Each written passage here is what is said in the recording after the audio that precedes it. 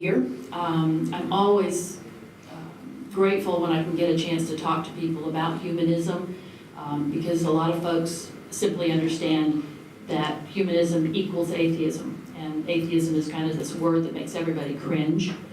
And I don't want that to happen because humanism is so much more than just not believing in a supernatural God. I'm going to read this from the Humanist Manifesto, the third version of that.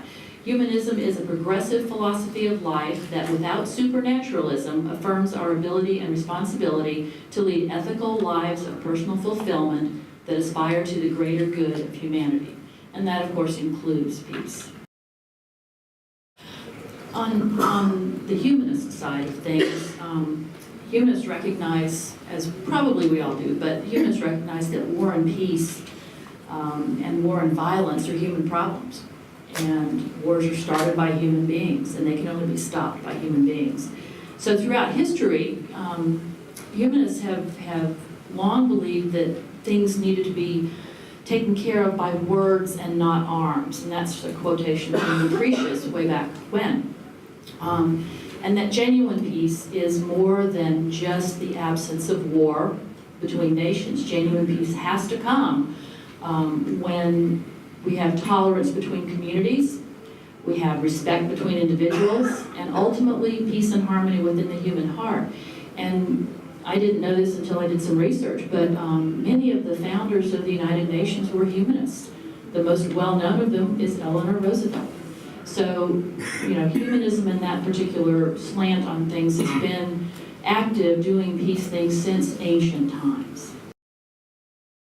Well, failing the coming of a day the earth stood still scenario, where we have somebody from another world come and say, fix it or else.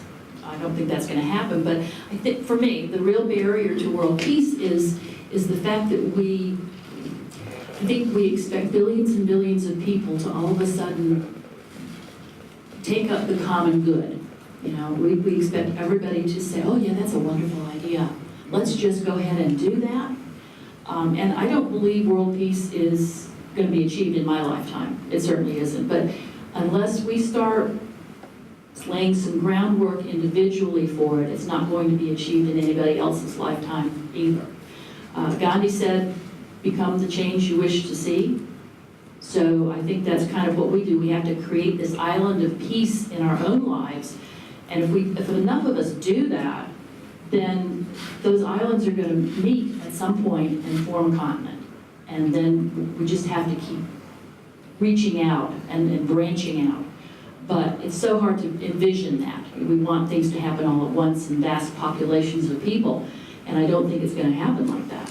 So what we can do individually is, I think, what is important for us to do, and not become disillusioned by the fact that, oh my gosh, 10 billion people are going to have to change how they view things. That's not going to work. We have to do it individually, and then it will reach out to other folks.